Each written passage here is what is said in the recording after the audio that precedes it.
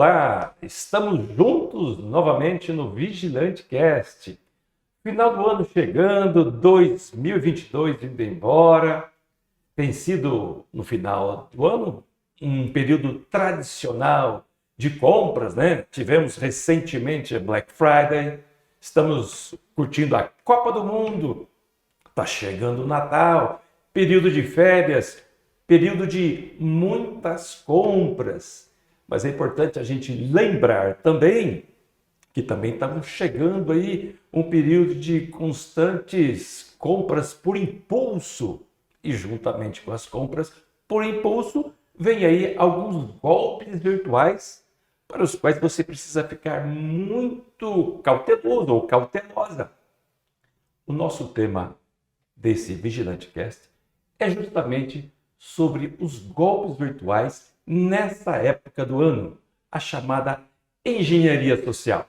Então, para falar com vocês sobre esse assunto de absoluta importância nessa época, eu estou novamente aqui com Emerson Silva. Ele é cofundador da Vigilante e também especialista em segurança cibernética. Juntamente com ele, nós temos também, dessa vez, a participação muito especial de Caê Oliveira. Ele também é consultor da Vigilante e tem também muita experiência para compartilhar com vocês sobre esse contexto que nós queremos tratar. Emerson, bom ter você novamente aqui, né? Especialmente para a gente orientar as pessoas sobre tudo que pode acontecer nesse contexto onde as pessoas compram muito por impulso, né? A gente acabou de sair da Black Friday, especialmente impulsionado aí pelos desejos de promoções virtuais. Aliás, vamos começar falando da Black Friday, né, Emerson? Então, eu sou um declarado comprador compulsivo, sabia? Olha só. Antes da Black Friday, eu fiz questão de quebrar todos os meus cartões de crédito, cara. Quebrei, porque eu me conheço e se deixar, eu... Mas você teve alguma experiência ruim com as sim. compras por impulsos na Black Friday? Sempre, compro tudo. Se eu tiver um cartão de 10 mil de limite, em algum momento vai chegar um boleto de 10 mil reais. Poxa, ainda bem que você quebrou, ainda bem que ele quebrou os cartões, então, hein? Dessa vez eu falei, não serei pego pelas compras por impulso. Quebrei tudo. Uhum. Emerson, você também tem muita experiência para compartilhar com relação ao consumo compulsivo, né? Essa questão de consumo, ela é compulsiva porque sempre é relacionada ao emocional, né? Exato. Viu uma promoção, já quer aproveitar. É natural do ser humano isso daí. A gente sempre analisa, né, essa parte de o porquê que vai fazer uma compra, o que te leva a fazer uma compra, né? Então, o mercado estuda bastante isso, né? E por isso que existem essas promoções de Black Friday, promoção de Natal, promoção de final de ano. E é sempre bom ter ali um pensamento um pouco mais racional antes de finalizar a sua compra. Pois é, o e-commerce, né, a compra por meio das plataformas virtuais tornou-se uma coisa bastante comum também no mercado brasileiro já há alguns anos. Quantas vezes você chegou na sua recepção do seu prédio, por exemplo, e vê lá o atendente, a recepcionista, separando um monte de caixa, parece que até um posto do correio, né? Ou seja, virou uma febre, né, o consumo virtual, o e-commerce, não é isso? Sim. Emerson. Eles apelam muito pro emocional, há muita praticidade, né, de você comprar ali, em muitos casos entrega no mesmo dia. Então o apelo ali é muito forte, né, para o consumidor fazer aquela compra rápida e tudo mais. Agora, e vem crescendo, né? Vem crescendo, né? Teve um crescimento a partir do período de pandemia, né, 2020 para cá. Teve um crescimento enorme aí na parte de compras por e-commerce, né? Porque ninguém podia sair de casa, Sim. Então ficava em casa, olhando ali pela internet, já encontrava alguma coisa que estava procurando, acabava fazendo essa compra. Bem lembrado, Caí. Então a gente aderiu definitivamente o e-commerce, né? As compras virtuais. Agora, nós sabemos que também isso traz alguns riscos, porque existem hackers que estão explorando muito essa impulsividade de compras.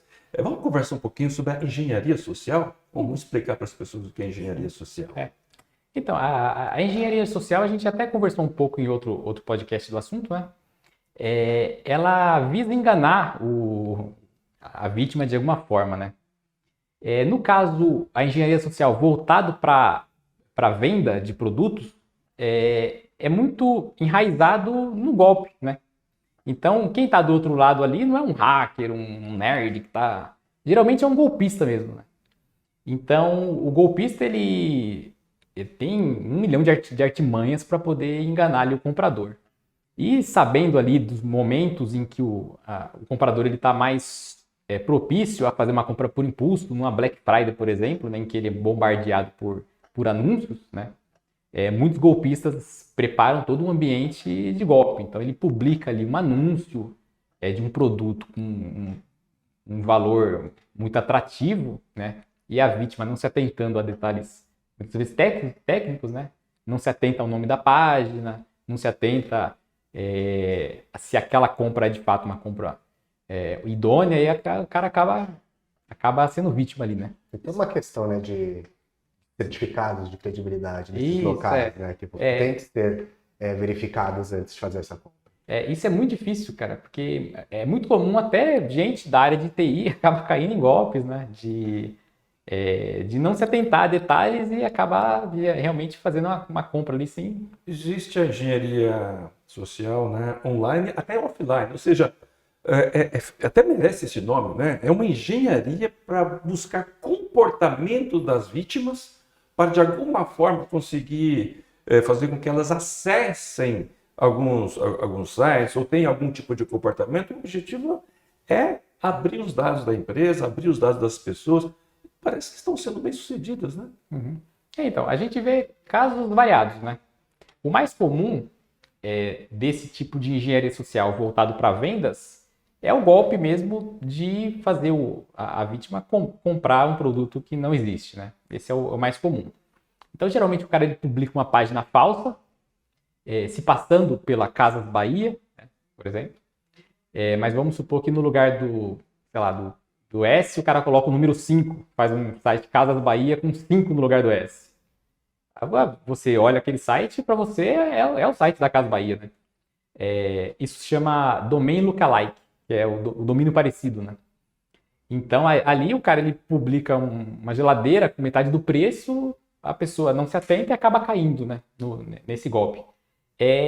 Nesse caso, é muito recomendado você, quando fizer uma compra por um anúncio que você vê no Facebook, no Instagram, numa rede social, você não fazer a compra diretamente por aquele anúncio.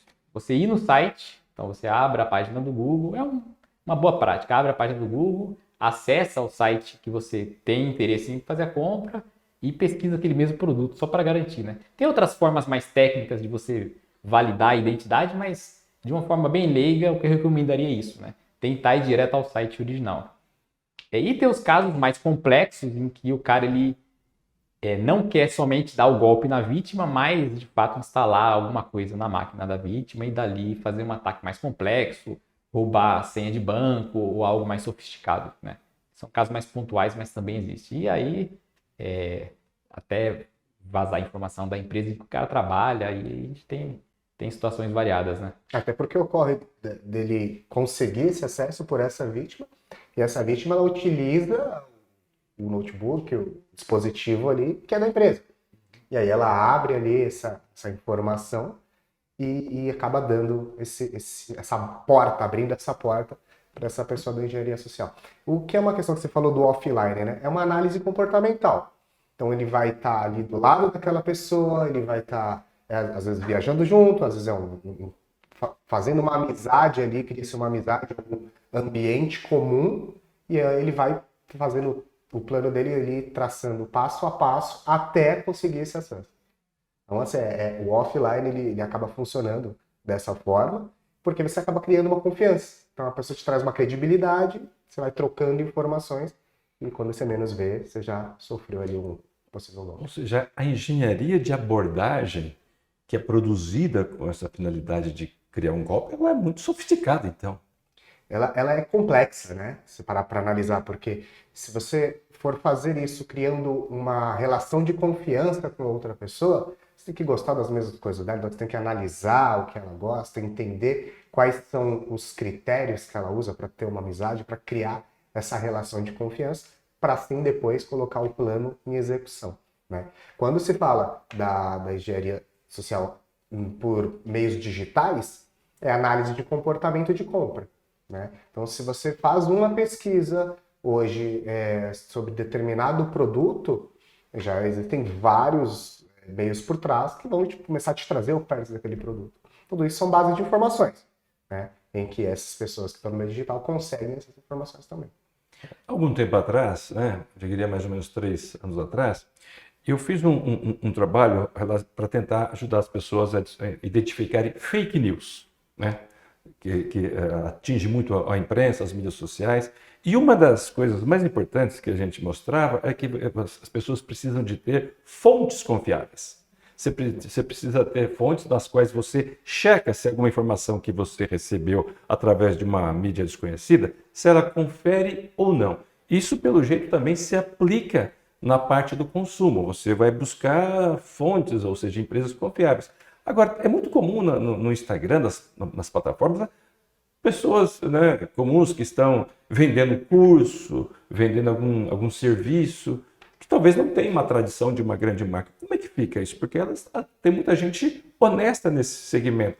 Como é que você pode diferenciar, né, uma abordagem de um hacker, né, de um golpe, com aquelas pessoas que estão trabalhando seriamente? Acho que é uma análise de credibilidade dessa pessoa, né? Desse curso, da onde que veio, quem são as pessoas que compram dele, que divulgam ele, quais são as plataformas que ele está utilizando para A plataforma vender. é legal de se atentar, porque hoje em dia existem muitas plataformas voltadas para essa demanda, né? Então você tem um curso, você oferta isso para os seus clientes, mas você não precisa fazer uma página sua em que nessa página vai pedir o dado do cliente, até porque você dificilmente teria toda a infraestrutura para poder salvar essa informação com segurança, né? Hoje em dia tem a questão da LGPD, que você tem que guardar o dado de forma segura. Então, você tem disponível infraestruturas que você usa. Então, o cara ele publica o curso dele num Udemy da vida, num Hotmart. Essas soluções, elas são totalmente seguras. Elas têm toda uma infraestrutura de segurança em que você pode pôr seu cartão e tudo mais. Quando você vê uma compra de um produto, de um curso que te interessa, de alguém que você segue na internet, é interessante você verificar se ele está numa infraestrutura dessa, né? No Hotmart da vida, No marketplace. Marketplace. Né? E estando no marketplace, a compra pode ser feita com segurança. Agora, quando você vê uma propaganda, às vezes até de um assunto que te interessa, mas de uma pessoa que talvez não é idôneo, você não tem certeza da credibilidade dessa pessoa, e essa página, esse anúncio, está num site que não é uma infraestrutura conhecida, né, não é um marketplace conhecido, aí já é evitável, porque pode ser um golpe, né? Tem que ter uma flag aí. Tem que parar, respirar e avaliar se não... Analisar realmente se não tem algo que foi vendido ali, que deu algum problema para algum outro comprador. Existem sites verificadores, existem órgãos verificadores para esse tipo de venda. Então tem que dar uma olhada, mesmo que seja ali no momento da impulsão, fala, putz, tá barato, é um assunto que me interessa muito, mas opa, calma aí, vamos ver a credibilidade de onde vem essa informação, né? Que nem você falou, referente a fake news, é a fonte.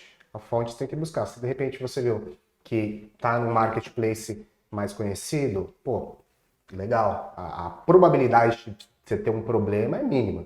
É mínima. Tudo depende da abordagem que é feita, né? No caso da fake news, normalmente as pessoas tentam desacreditar as fontes mais confiáveis, né?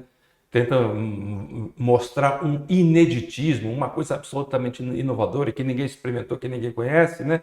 Tudo isso vai convencendo, né? Sim, o pessoal gosta muito da palavra pioneirismo, né?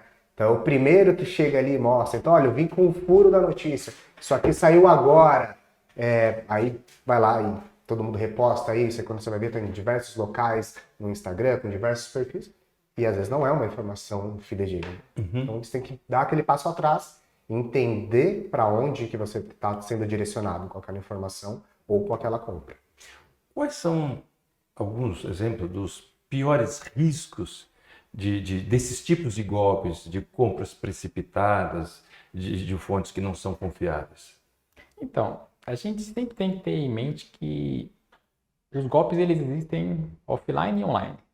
Então tem muito caso, alguém se passa por um entregador de aplicativo, pede o seu cartão e aí quando a pessoa vê tem um débito de milhares de reais lá na conta. Então, esse tipo de coisa acontece em todos os cenários, né? Então a gente vê casos muito graves acontecendo offline, né? Presencialmente ali, o cara ludibriou a pessoa para passar um cartão numa máquina clonada. Mas em casos online, a preocupação é a mesma. Você está passando seu cartão de crédito? Então, se você não se atentar se esse site é confiável, se você não se atentar de quem você está comprando e você tem um cartão com um limite alto, você pode acabar sendo vítima, né? Então, tem algumas boas práticas.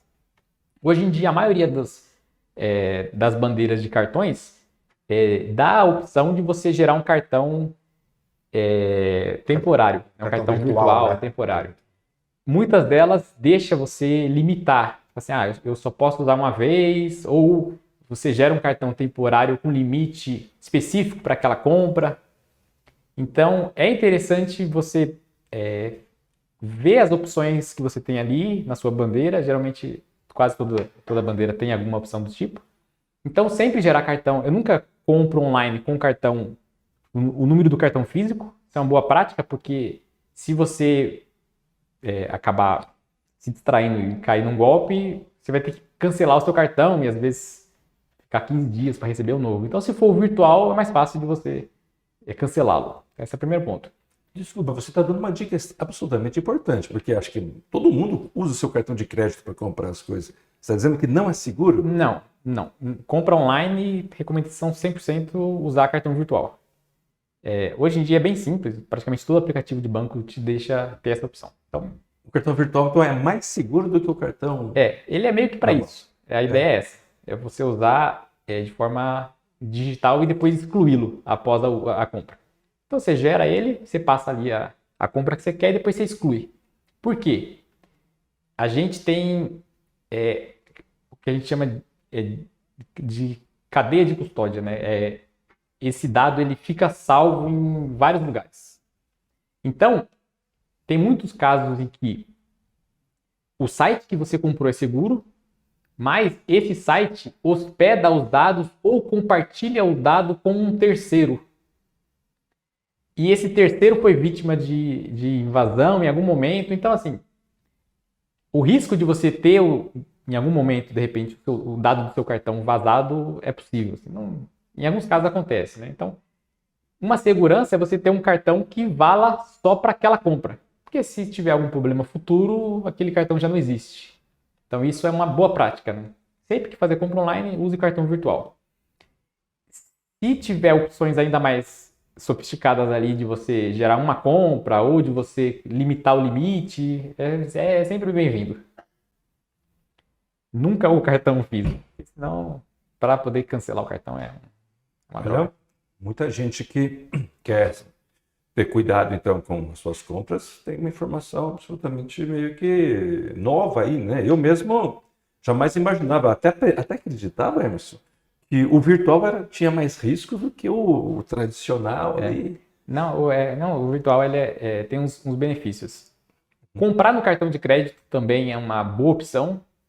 Por exemplo, no começo do ano, eu comprei um notebook novo, bem caro, 10 mil reais, e tinha a opção de pagar no Pix, no boleto ou no cartão de crédito. Como eu sou gastão, que nem eu comentei, eu tenho o hábito de comprar tudo à vista, então eu junto e compro quando eu tenho a grana. Eu evito comprar no cartão de crédito até para não me enrolar. Só que nessa compra especial eu falei, não, eu vou usar o cartão de crédito. Por quê? Se eu tiver algum problema, eu vou ter a proteção da bandeira. Se eu pagar no boleto, isso aí vai ser mais complexo de eu ter essa grana de volta. Parecia que eu estava sentindo. Eu comprei o computador num marketplace grande, recebi o computador bonitão, sem problemas aparentes. Não era um golpe, né? Mas o computador veio com problema. Ele ficava reiniciando o tempo todo, uma droga. Aí eu tive que interagir com o marketplace. O vendedor que fez essa venda para mim era externo, então não era o marketplace, que não era a empresa, né? Era realmente o marketplace. Em alguns casos, a empresa ela vendia alguns produtos, o que facilitava a devolução, mas nesse caso era um terceiro. Então eu tive que interagir com esse terceiro. As tantas consegui resolver depois de uns 15 dias ali de discussão. E o estorno do cartão foi super tranquilo, né? Não teve estresse nenhum. Em 2 dias estava na conta lá o meu limite e eu pude comprar outro em outro lugar. Se eu tivesse pago isso via Pix ou via boleto bancário, isso teria sido muito mais interessante. Porque o método deles me estornarem esse valor seria bem mais complexo. Então, compras online, recomendação é sempre cartão de crédito e cartões virtuais. Vai te diminuir alguns possíveis estresses. Muito bem. Caie, você que é o responsável aí pela parte comercial da Vigilante, né? Existe essa preocupação que a gente precisa ter com as abordagens que são feitas por golpistas, por todo esse setor. Mas a gente precisa também entender que existe profissionais trabalhando para fazer o comércio aí de produtos e serviços. Como é que as pessoas que não são especialistas vão diferenciar? Como é que elas vão poder confiar mais numa abordagem do que na outra? Se você falar assim, por exemplo, uma venda de empresa para empresa, B2B, um serviço, um produto, você vai analisar ali o CNPJ daquela empresa, a credibilidade que aquela empresa traz, como que ela chegou até você, qual que é o real interesse dela, nas suas necessidades, em resolver o teu problema, se ela vai agregar valor a você. Então tudo isso você vai levar em consideração sendo uma empresa confiável, porque ela está realmente interessada em resolver o teu problema. Quando você faz uma compra, por exemplo, para um consumidor final, né, o B2C, saindo de uma empresa, você continua tendo essa parte de análise de CNPJ, para ver se a empresa é idônea, se ela tem algum tipo de reclamação em algum site, para ver se ela também entrega os produtos dela no que foi combinado ali no prazo, né? Como é que funciona toda essa negociação. Então, assim, tem muita gente que às vezes tem um pouco de receio de fazer compras, né? Seja B2C ou B2B, porque ela não entende ainda o porquê que ela está comprando, né? Então, quando ela compra uma questão impulsiva, ela só vai lá, compra, paga e ok, se eu receber meu produto, beleza, se eu não receber, aí eu vou ter que ter um problema depois. Agora, quando você analisa antes, entende a necessidade da tua compra, do porquê que você está comprando aquele produto, que problema ele está te resolvendo, você consegue raciocinar antes de fazer o pagamento, por exemplo. Você consegue combinar formas de pagamento, por exemplo. Então, quando a gente fala de um serviço, por exemplo, um serviço de cibersegurança, então você tem que entender o porquê que você está comprando aquilo, né? E normalmente o vendedor, o consultor que estiver ali te atendendo, ele vai prestar atenção no teu problema. Então, ele vai agregar esse valor para a tua compra. Uhum. Então, é essa análise que tem que ser feita. Agora, voltando a falar contigo, Emerson, as empresas acabam sendo vítimas desses impulsos, porque às vezes seus funcionários, seus executivos acabam abrindo as portas, né? Através de uma ação dessa, e acaba expondo os dados de uma empresa. Qual é o papel da vigilante nesse caso? O que ela pode fazer em favor das empresas que já foram atingidas ou impactadas por golpes assim? Uhum. A gente parte do princípio de que em algum momento a empresa está passível a ser vítima de uma invasão, em algum momento, né? Toda empresa madura na área de segurança parte desse princípio. A partir desse ponto a gente começa a trabalhar nos métodos de prevenção, de resposta a incidente. O vigilante, ele foca em identificar uma invasão em andamento. Então, do momento em que partimos do princípio de que o antivírus não foi capaz de barrar um arquivo infectado, algo nesse sentido, do princípio de que o proxy deixou passar algum domínio malicioso e a máquina do funcionário ela foi vítima de invasão, o hacker ele passa a tomar ações naquela máquina para escalar privilégio, para ganhar acesso em serviços administrativos, para pular de uma máquina para outra, fazer movimentação lateral, uma série de técnicas para ter acesso no máximo de máquinas possíveis, né? O vigilante ele trabalha como um vigia mesmo. Então a gente está monitorando todos os processos, todos os comandos que são executados nas máquinas, de forma que se uma máquina de um funcionário que está localmente, né, está remotamente ali em home office, clicar num banner que não deveria, infectado, e acabar se infectando, processos que começam a executar naquela máquina garantem que o vigilante toma uma ação, bloqueia aquela máquina, gere um alerta, no sentido daquela infecção não se alastrar na rede. Ele faz uma análise de comportamento, né? Do que está acontecendo ali, para que tome uma ação a partir disso. Exato. Essa análise de comportamento ele tem vários níveis, né? Tanto internamente no sistema operacional. Então, quando uma máquina ela é infectada, registros são alterados, persistências são criadas, processos são executados. Então, enquanto o hacker está tentando escalar privilégio dentro da máquina, processos que às vezes são demorados, a gente está auditando isso, né? Identificando algum padrão desse, a gente já faz um bloqueio onde esse usuário ele perde acesso a todas as máquinas, né? Nesses anos em que a gente tem visto esse caso de invasão, a gente tem vários casos, né? Tem o caso em que, vamos supor, um hacker ele pega vamos pegar um exemplo de um filme. Sai um blockbuster, o cara ele pega, gera um arquivo infectado e coloca lá para download num torrent da vida. É o novo filme da Marvel, coloca lá. A galera baixa, executa aquilo e se infecta. Nesse caso, é muito comum esse código malicioso que está nesse arquivo, ele tem comportamentos padrões. Então, ele começa a gerar scan ali na rede do usuário, ele começa a tentar escalar privilégio, ele tem alguns scriptados, né? Alguns scripts ali que rodam naquela máquina. O vigilante ele pega esse comportamento, avisa para todos os servidores que essa máquina está infectada, todos os servidores bloqueiam essa máquina e essa máquina ela perde acesso. De forma que o pessoal de tecnologia vai ter a capacidade de ir com calma e fazer a avaliação ali, dar a resposta ao incidente de uma forma tranquila em tempo. Tem o caso mais direcionado, né, em que já entra engenharia social. Né? Nesse primeiro exemplo, a gente não considera uma engenharia social. O cara ele publicou um conteúdo que ele sabe que muita gente vai atrás. Né? Ele não precisa se esforçar para a galera baixar o torrent, porque a galera quer ver o filme lá da Marvel. Um outro caso, que já envolve engenharia social, é um ataque mais direcionado. Então, esse golpista, né? Se confunde muito o hacker com o golpista. Né? Eu costumo falar que é muito comum o hacker ser o golpista. Então, o cara já era golpista e ele vai se sofisticando até virar essa figura do hacker. Né? É comportamental isso daí. É muito comportamental. O cara ele já dava golpes, ele já fora do mundo digital. Né? Enfim. Não acorda aqui e fala, eu sou um hacker. Enfim, a gente até conversou sobre isso já. Nessa cenário de engenharia social, então o cara ele vai entrar em contato, ele vai no LinkedIn da sua empresa, ele vai ver os funcionários, ele vai usar técnicas de OSINT para levantar informação, quais são os e-mails dos funcionários, será que já não tem uma senha vazada? Então ele vai fazer todo um ataque direcionado.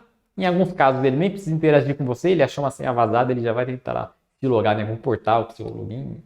Ou ele vai entrar em contato, contar uma história, se passar por um interessado em uma vaga, ou algo nesse sentido. Esse ataque mais direcionado. Você clicando em algum link que esse cara mandou, executando algum anexo que ele te passou, a sua máquina ela também pode ser infectada. Né? Então, a gente parte do princípio de que, por mais que exista uma política de orientação dos funcionários, por mais que a empresa ela tenha soluções de segurança, em algum momento essas soluções podem ser ultrapassadas, né? Tanto que, se não fosse o caso, a gente não veria invasões o tempo todo, né? Então, as soluções tradicionais têm se mostrado falhas em muitos pontos. A partir desse momento, o vigilante está instalado em todos os endpoints, todas as máquinas, identificando esses padrões, a resposta é automática. O bloqueio é feito e dá a capacidade do time tomar uma ação com tranquilidade. Vocês têm sido bem-sucedidos nessa reação a tantos ataques assim? Sim, é bem desafiador, mas a gente tem sido bem sucedido. O vigilante ele tem rodado em muitos clientes, em alguns órgãos públicos, e a gente vê uma quantidade avassaladora de ataques, tanto rolando em sistemas externos, quanto internamente. Em muitos casos a gente instala o vigilante e a gente vê um cenário de ataque interno muito avançado. Então, é muito comum a gente ver muitas máquinas já infectadas, já com persistências criadas. A gente tem aquela visão errada de que o hacker, quando ele entra num ambiente, ele faz tudo do dia para a noite. A gente acaba comparando muito com um assalto a banco, por exemplo. Né? Que o cara invade o banco e ele tem ali meia hora para resolver tudo antes da polícia chegar, né? 15 minutos, sei lá. No caso do hacker, é o contrário, né?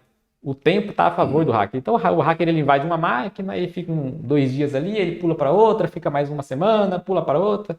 Em alguns casos a gente vê situações de mais de 180 dias do hacker ficar numa rede até ele decidir criptografar o ambiente ou algo nesse sentido. O Emerson, você está me fazendo lembrar da figura daquela pessoa, né, que decide ao médico, porque surgiu uma dúvida com relação à sua saúde, e chega no médico, o médico diz que o caso dele é crônico, né, que já está bastante avançado o problema dele, né. Tem muitas empresas, então, passando por isso em relação à sua segurança de dados? Exatamente. Então, do momento em que você tem uma solução como a Vigilante, você consegue identificar isso na origem. Ah, teve uma máquina ali que potencial invasão, ela já está bloqueada. Você tem a capacidade de ir com calma, verificar o que aconteceu, fazer a exclusão do arquivo, formatar a máquina, o que quer que seja, de forma a essa invasão não se proliferar para outra máquina e para outra máquina. E em casos até mais avançados, em que várias máquinas, até alguns servidores já estariam infectados, a gente conseguiu mitigar, excluir essas persistências e tornar o ambiente estável novamente. Teve caso da gente instalar o Vigilante após uma invasão. Então, a empresa foi vítima de invasão, passou-se meses, resolveu o problema de alguma forma, conheceu o vigilante, entrou em contato, a gente entrou no ambiente, verificou se não havia persistência. Por quê? Qual que é essa questão da persistência? O hacker, ele invade a sua empresa, fica meses fazendo movimentação lateral, indo para outras máquinas, faz a criptografia, cobra a Bitcoin, faz o inferno. A empresa muitas vezes paga o valor, recupera os dados, aquele drama todo que a gente conhece. Só que o hacker ele não sai. Ele devolve o ambiente e ele fica lá. Como se estivesse dormindo, né? Ali. Passou 6 meses e ele ativa de novo a criptografia. É muito comum empresas vítimas de invasão serem vítimas de novo. Então, o vigilante, quando é instalado no ambiente, existe uma verificação desenvolvida internamente de validação de persistência. Então, a gente verifica todos os processos, todos os serviços, todos os registros, para ver se na máquina não existe uma persistência criada. Caso exista, a gente consegue excluir essa persistência e garantir que essa máquina nunca mais vai ser vítima, vai gerar uma criptografia ou algo nesse sentido. E a tendência, né, das empresas a procurar ali uma ferramenta de segurança é só quando estoura a bomba mesmo, né? Então o cara já está lá, você falou aí, 180 dias. A hora que ele decide tomar uma ação, por exemplo, de criptografar esses dados, é que a empresa vai pensar em contra-atacar, em contratar algo na área de cibersegurança. Quando isso deveria ter sido feito antes, né? Você prevenir o teu ambiente, prevenir a saúde do teu ambiente, do teu sistema, para que você possa ali trabalhar com tranquilidade. Então, você tendo o vigilante, você consegue ter aí essa análise, né? Que se acontecer alguma coisa, você já ser prontamente avisado. E justamente te perguntar isso aí, você que tem o seu contato com as áreas comerciais das empresas, né? E talvez horas que não são tão técnicas assim, que talvez não entenda muito perfeito, tão amplamente, né, a importância desse tipo de contexto. Na sua opinião, o que falta para as empresas entenderem um pouco mais a importância de se investir na sua segurança de dados ali? Eu acredito que seja uma questão de maturidade, né? De entender qual que é o quanto ela pode perder, né? Em relação a um possível sequestro de dados ou um vazamento de informações. Acho que ela tem que entender qual que é o cenário dela, né? E poder falar assim, olha, hoje eu trabalho, um dia meu parado vai me render um prejuízo enorme. E aí, qual que é o investimento que eu tenho que fazer, por exemplo, para prevenir que eu tenha esse um dia parado de trabalho? Então, ver qual que é a necessidade. Então, o que a gente busca mostrar para as empresas? É isso. Um dia seu parado, quanto que vai custar? Versus um dia quanto custa você analisar todo o teu ambiente e ter a segurança de você estar, se ocorrer algum tipo de processo de invasão, você ser avisado, ter tempo para tomar uma ação antes de, por exemplo, ter aí os seus dados criptografados. Sem contar o dano à imagem da empresa, né? Além do ambiente parado, você tem um dano à imagem, por exemplo. As empresas que foram vítimas de invasão, que a gente viu os anúncios, quando você vai fazer uma compra, você já fica um pouco receoso, né? Então, isso tudo entra, no fim das contas. Você está falando, por exemplo, eu comentei aqui um dia parado. Esse dano de imagem, você perde cliente, você perde contratos de publicidade, dependendo da empresa. Então, todo esse problema que é causado por você não pensar antes, não estar ali analisando toda a parte de ambiente que pode ser atacada. E esse dano de imagem ou a reputação que você comentou, mas me fez lembrar, né? Eu atuei durante quase 30 anos no mundo automotivo e sempre que se questionava a segurança de um único produto, de uma linha grande de produtos, sempre gerava para o mercado, né? Quando, por exemplo, tinha os famosos recalls, né? Às vezes um produto que sofresse uma dúvida, um problema técnico que gerava dúvida sobre a sua segurança, aquilo podia causar dúvida em todo o portfólio da marca, né? Então, mexer com reputação, mexer com a imagem de qualquer empresa, de qualquer produto, de qualquer serviço, é dramático, né? Tem que se trabalhar muito fortemente. O pós, né, acaba sendo muito mais custoso, muito mais penoso do que a remediação, não é isso? Exatamente, né? A partir do momento que você tem um incidente que causa essa imagem arranhada, para você reconquistar a confiança, reconquistar a credibilidade, é muito mais oneroso, é muito mais difícil, né?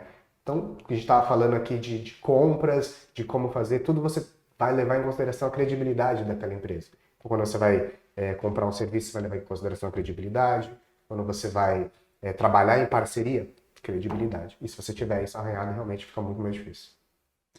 Credibilidade, reputação, eficiência, segurança são os temas que dominam aí qualquer estratégia das empresas, não é, Emerson? Quer acrescentar alguma coisa dentro desse contexto? Faltou a gente compartilhar com os colegas mais alguma recomendação para esse momento de compras aí do brasileiro? Eu acredito que a partir do momento que você decidiu fazer uma compra lá, por mais que ela seja emocional, por mais que você ainda não veja a necessidade, converse com alguém se for um serviço, converse com alguém que já utiliza esse serviço, tente entender as suas necessidades, converse com o vendedor, que ele vai te ajudar naquilo. Se for uma compra aí de final de ano, nessas coisas, dá uma olhada na credibilidade das empresas e, cara, vai fazer a tua compra, vai ser feliz, mas pensa aí em todos os aspectos antes de colocar suas informações em risco. Até porque nessa era digital, esse é o mecanismo, né? É e-commerce mesmo. Está funcionando no mundo inteiro, está funcionando no Brasil, as pessoas estão comprando. Só tem que ter o cuidado, né? Você não dispensa uma plataforma, você não dispensa uma estratégia, porque estão tendo alguns golpes contra elas. Você simplesmente tem que se cuidar para afastar a ameaça desses golpes, não é verdade? Exato. Se atentar a promoções malucas, né? Isso tanto pessoalmente ali quanto online. Desconfiar um pouco e, tirando isso, ser feliz mesmo. Ô, Emerson, as empresas conseguem estar 100% protegidas dentro desse contexto todo de golpes e ameaças, e mesmo que tenhamos aí avanços na tecnologia em favor da proteção de dados? Uhum. Então, tem dois cenários, né? A gente comentou um pouco ali das precauções que o usuário final, né, o comprador ali, ele tem que ter na hora de fazer uma compra, né? E por outro lado, o especialista em tecnologia, que possivelmente está vendo a gente, tem que também se preocupar em que o funcionário dele pode ser vítima, né, em algum momento. Sabendo disso, é interessante que você tenha um ambiente seguro para garantir que a sua empresa não possa ser impactada, às vezes, por uma falha que aconteceu por uma desatenção do seu funcionário.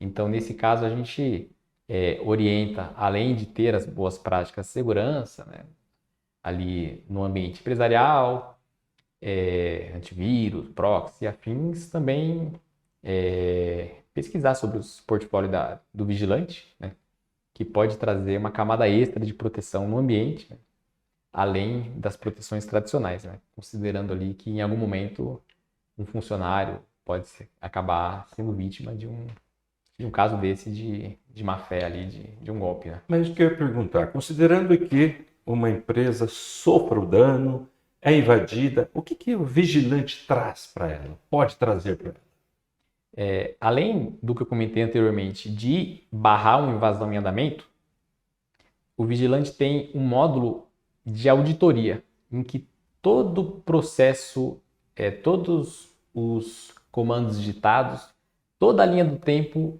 é auditada, é gravada, né? O que isso garante para a empresa?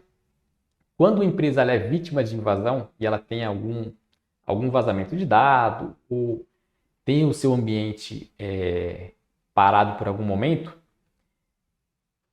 por lei, pela LGPD, que tem sido muito discutida hoje em dia, a empresa ela tem que ter a capacidade de explicar, né, legalmente o que aconteceu. Então ela tem que gerar um relatório explicando: fomos vítima de uma invasão que aconteceu no servidor tal, o hacker ele conseguiu ter acesso a tais serviços, ele acessou tais bases de dados, vazou tal informação. Então, essa linha do tempo ela tem que estar detalhada. Se a empresa não tem a capacidade de levantar essa informação, de publicar essa informação para a NPD, que é o órgão que regula a LGPD, existem multas que podem ser aplicadas bem pesadas para a empresa. Então, o vigilante atua em duas frentes. Além de proteger para que a invasão ela não se prolifere na rede, né, fazendo bloqueios, tomando resposta a incidentes de forma autônoma, com inteligência artificial, a gente faz toda essa parte de auditoria, em que, caso haja algum tipo de vazamento ou algo do tipo, a empresa ela tem a segurança em conseguir olhar para trás e falar: não, falhamos aqui, e gerar esses relatórios para as instituições competentes. Tá dado o recado. É isso. Muito bem, amigos. Esse foi o nosso podcast de hoje. Trouxemos aqui os colegas para abordar esse assunto de extremo interesse e um deles comentou com vocês justamente sobre a legislação LGPD. Esse tema fez parte de um podcast que fizemos há algumas semanas com um especialista do assunto, Emerson Benetton. Acompanhe para que vocês também estejam familiarizados com esse tema. E aguardamos vocês no próximo podcast. Obrigado pela sua atenção e até breve.